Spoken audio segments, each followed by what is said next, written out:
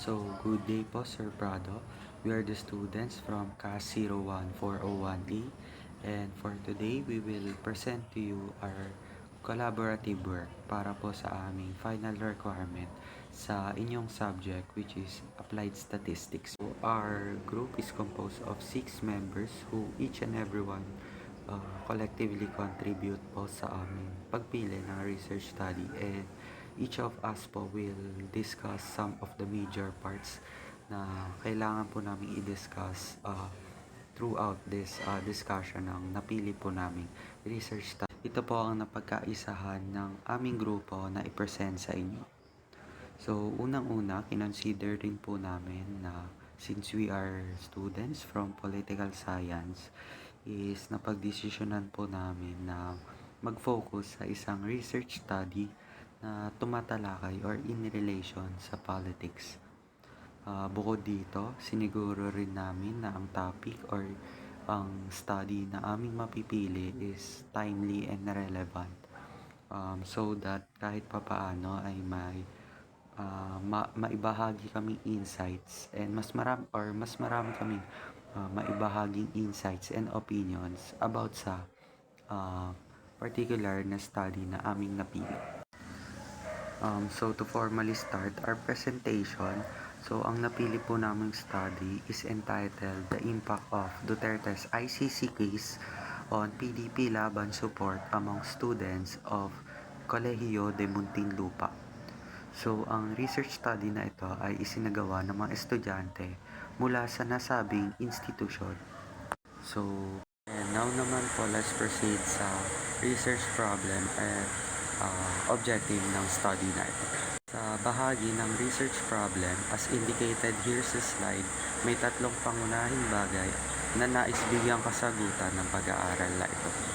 Una, about sa level of awareness ng mga respondents tungkol sa ICC case laban kay Duterte. Ikalawa, kung mayroon nga bang significant impact ang ICC case sa support ng mga estudyante para sa partido ng PDP laban. At lastly, kung mayroon nga bang significant difference sa trust ng mga estudyante sa PDP laban faction bago at matapos ang ICC case. On the other hand, pagdating naman sa objective ng study na ito, layunin din ng study na malaman kung may pagbabago ba sa trust ng mga estudyante sa PDP laban bago at pagkatapos lumabas ang ICC issue. So para masagot ito, gumamit ang mga researchers ng paired sample p-test. Bukod doon, nais din ng mga researchers na suriin ang level of awareness ng mga estudyante sa iba't ibang year level tungkol sa ICC case at alamin ang possible electoral consequences nito sa nasabing partido sa darating na eleksyon. Para malaman at masagot ang katanungang ito, researchers employed one-way ANOVA. So para magkaroon tayo ng dagdag na kaalaman kung paano ginamit sa pag-aaral ang mga nabanggit na mathematical concepts, it will be discussed by other group members. So yun lang po for my part. Maraming pong salamat. Good morning po. I'm the reporter that will discuss the data use of the study that we choose. First, I would like to inform that this study that I will present or I will read is based only on the research that we study and the interpretation of the data. First, when I am just reading the research, I find out that the first data that the researchers use is the student, since to meet the total objectives of the research, the researchers use the student to accurately know about their study, because this, I think, the researcher used the data, the student as their data, because most in Duterte's regime, the student or the youth is the most powerful or the most famous devoted of Duterte. So So, kaya nila ginamit yung student para mas malaman nila kung ano yung mga possible nilang makuha na data dun sa mga estudyante. And also, based din dun sa research na nabasa ko research na nabasa namin or ginamit namin ngayon ay ito ay based din naman dun, school din yung kanilang data na pinagkuha na or nag-gather sila ng data sa school. Good day, everyone. For here, the researchers used the paired sample t-test and one-way ANOVA as inferential statistical tools in the study. First, the paired sample t-test was used to compare all students' trust in PDP Laban before and after Duterte's ICC case.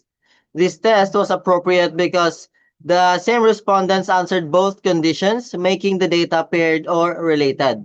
The results showed a significant decrease in trust with a computed p-value of 0.013, which is lower than the 0.05 level of significance. This means that the ICC case had a measurable impact on the students' trust in PDP Laban.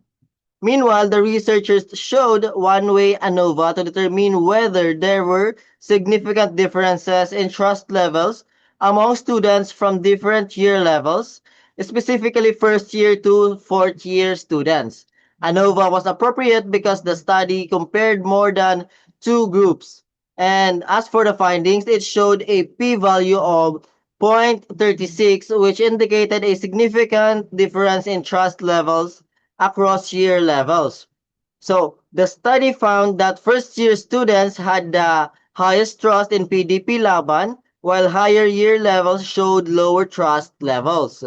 Therefore, the t-test was used to compare two related conditions, while ANOVA was used to compare multiple groups within the study. And that would be all. Thank you so much. Hey everyone, moving forward with our analysis, we will now focus on the core statistical tool used in this study, the t-test.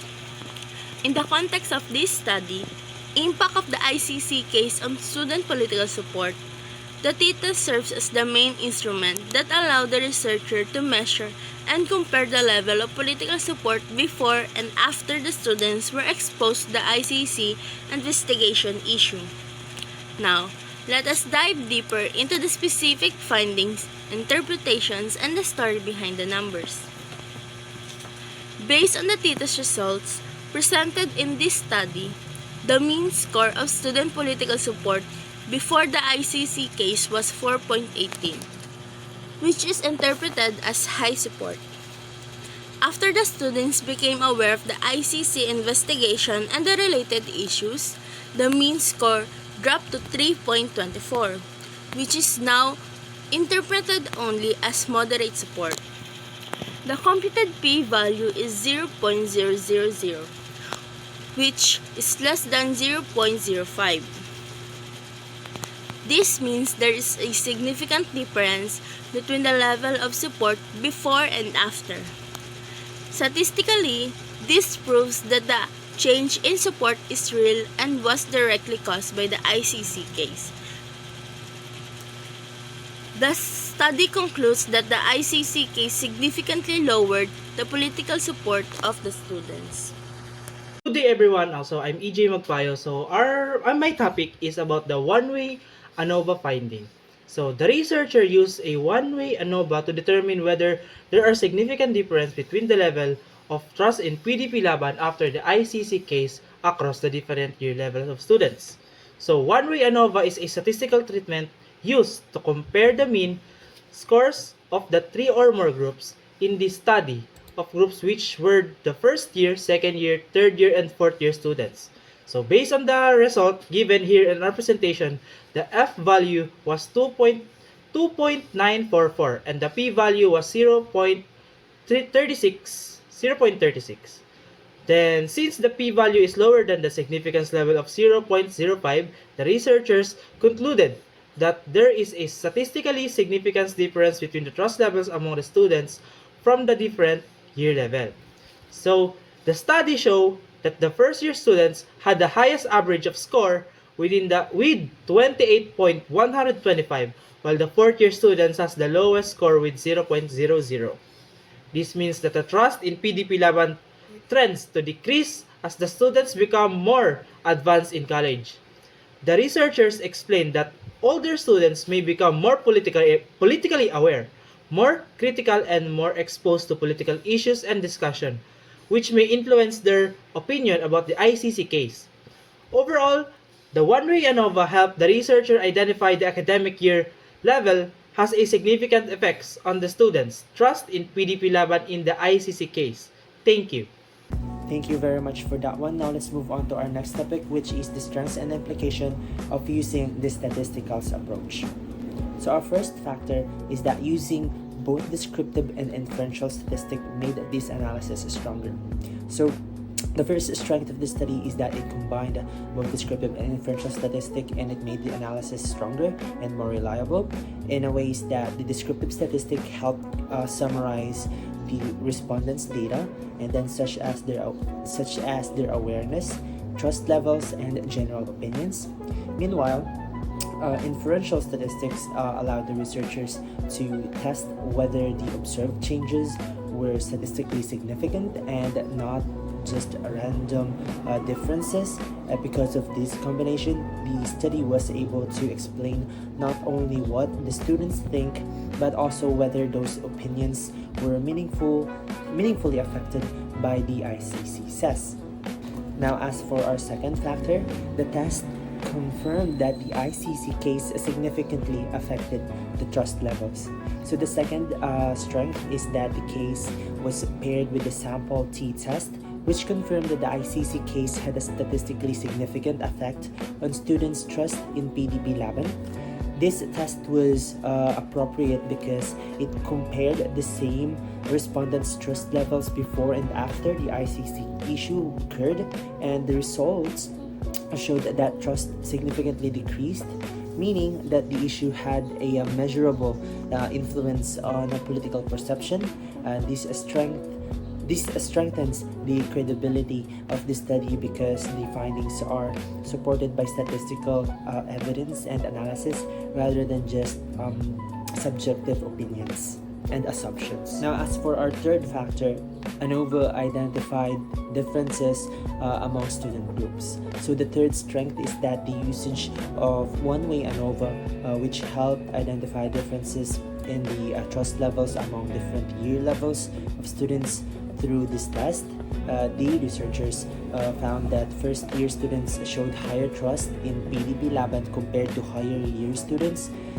This actually implies that academic experiences or political maturity may influence political opinions, and the statistics approach therefore helped reveal differences between groups that may not be so obvious at first glance. Now, as for our fourth factor, the results highlight the importance of political awareness and civic education. So the fourth implication of this study is that the results highlighted the importance of political awareness and civic education. Although students were generally aware of the ICC case alone, it does not always lead to political engagement or informed voting decisions. These suggest that schools or institutions should strengthen civic education programs to help students better understand how political issues influence governance and elections. As for our final factor, number 5, findings help future researchers and policymakers understand youth voting behaviors. So the fifth implication is that finding may help future researchers and policymakers better understand youth politics and behavior. The study provides evidence on how controversial national and international issues can influence trust and voting perception among youth voters. Policymakers may also use this research as an insight to improve voter education, while researchers may use these findings as well as a foundation for future studies on political trust and youth participation.